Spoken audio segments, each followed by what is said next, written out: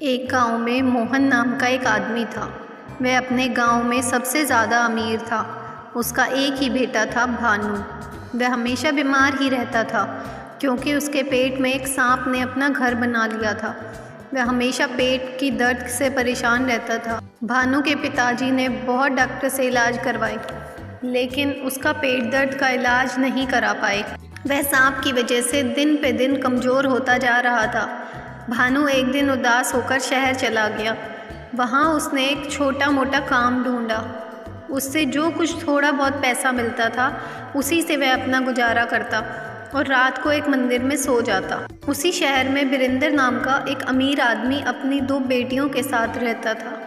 बड़ी बेटी का नाम सुशीला और छोटी का नाम ललिता था।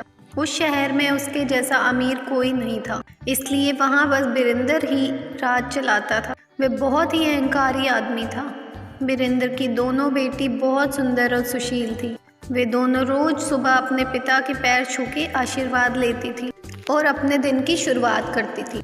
सुशीला अपने पिता को प्रणाम करके कहती, पिताजी, मैं आपकी बहुत आभारी हूँ क्योंकि आप ही की कृपा से मुझे इस दुनिया के सभी सुख प्राप्त हुए हैं।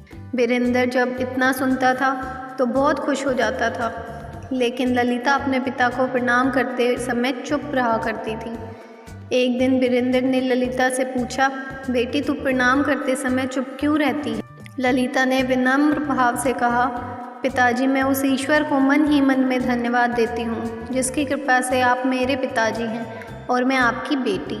इतना सुनते ही वीरेंद्र गुस्सा हो गया और बोला, मैं कोई ईश्वर को नहीं मानता, ये सब ढोंग है। इतना सारा जो धन दौलत है वो ईश्वर की कृपा से नहीं, मैंने अपनी मेहनत से बनाया है। ललिता ने कहा, पिताजी, ईश्वर की कृपा नहीं होती तो आज आपने पूरी ज़िंदगी जो मेहनत करके धन जमा करा है सब बेकार हो जाता। वीरेंद्र बोला, अच्छी बात है, जब तुमको अपने ईश्वर पर इतना भरोसा है तो आज देख ही लेते हैं कि ईश्वर तुम्हारे लिए क्या कर सकता है। उसने अपने नौकरों से बोला, इस लड़की का विवाह किसी भिखमंगे से करा दो ताकि इसको औकात समझ में आ जाए। वीरेंद्र के नौकरों ने ललिता के लिए भिखमंगे की खोज शुरू कर दी। एक दिन नौकर भिखमंगे को खोजते खोजते एक जंगल में पहुंचे। वहां एक पेड़ के नीचे भानु भूखे प्यासे सोया हुआ था और एकदम भिखमंगे के जैसा दिख रहा था। वीरेंद्र के नौकरों ने उसको पकड़ लिया और उसके पास ले आए। वीरेंद्र ने अपनी छोटी बेटी ललिता का विवाह उसी से कर दिया। यह देखकर सुशीला ने उसका मजाक उड़ाते हुए कहा, व्यर्थ की बातें करके तुमने पिताजी को गुस्सा दिला दिया था। अब भी समय है, तू उनसे क्षमा मांग ले। क्या तुझे इतना भी नहीं पता कि किसी बड़े या अपने किसी गुरु समान पिताजी की भावनाओं को चोट नहीं पहुंचाते हैं? ललिता बोली, दुनिया में किसी से डरकर या अपने सुख के लालच में आकर जो व्यक्ति सत्य का साथ देना छोड़ देता है, उनकी ईश्वर भी मदद नहीं करता और नाराज भी हो जाते हैं। पिताजी के लिए मेरे मन में आदर का यह अर्थ नहीं कि मैं उनके अहंकार में भी उनका साथ दूँ। अगर मेरे भाग्य में भीख मांगना ही लिखा है तो उनको कौन रोक सकता है? वीरेंद्र ने ललिता और भानु को कुछ पैसे देकर अपने घर से निकाल दिया और बोला, तुम अपना मुंह मुझे कभी मत दिखाना। ललिता खुशी खुशी अपने पति के साथ घर से निकल गई। जंगल की ओर चल पड़ी। चलते चलते थक गए और दोनों को प्यास भी लग गई। कुछ दूर गए तो रास्ते में उन्हें एक तालाब दिखाई दिया। वहीं पर वो रुक गए। दोनों वहाँ पर पानी पीकर आराम करने लगे। आराम करते करते दोनों वहाँ पर सो गए। जब ललिता नींद से उठी तो उसने देखा कि उसका पति एकदम गहरी नींद में सोया हुआ है और उसके मुंह से एक सांप अपना फन बाहर निकालकर एक बिल की तरफ देख रहा था और उस बिल से दूसरा सांप अपने फन बाहर निकालकर पहले वाले सांप को देख रहा था। दोनों सांपों ने एक दूसरे से बहस करना चालू कर दिया और एक दूसरे का रहस्य बताने लगे। बिल वाले सांप ने कहा, अरे दुष्ट, तू इतने सुंदर और नादान बालक का जीवन क्यों नष्ट कर रहा है? तू ये नहीं जानता ये कितने अमीर घर का लड़का है? तू इनको क्यों इतना कष्ट दे रहा है?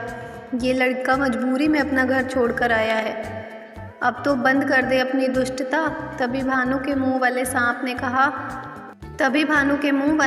ने कहा, तूने भी तो बिल के अंदर अपने एक विशाल खजाने को बर्बाद कर दिया। मैंने तो तुझे कुछ नहीं कहा। तभी बिल वाला सांप बोला, मुझे तो किसी राजा के पूर्वजों द्वारा दिया गया वचन था, वो निभाना था, इसलिए मैं इस खजाने की रक्षा कर रहा हूँ।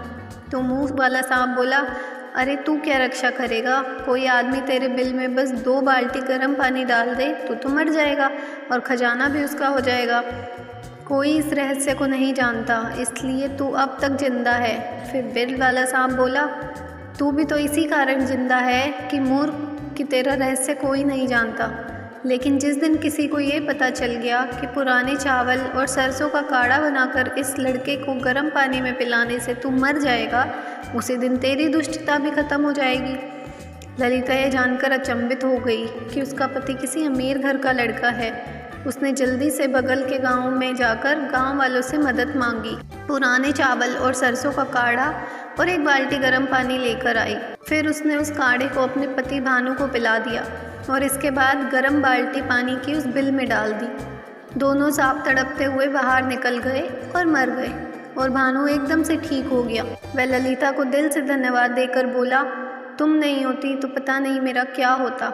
ललिता ने खजाने वाली बात भानु को बताई और दोनों ने मिलकर उस जगह को खोदा तो वहाँ बहुत सारे सोना, चांदी, हीरा निकला।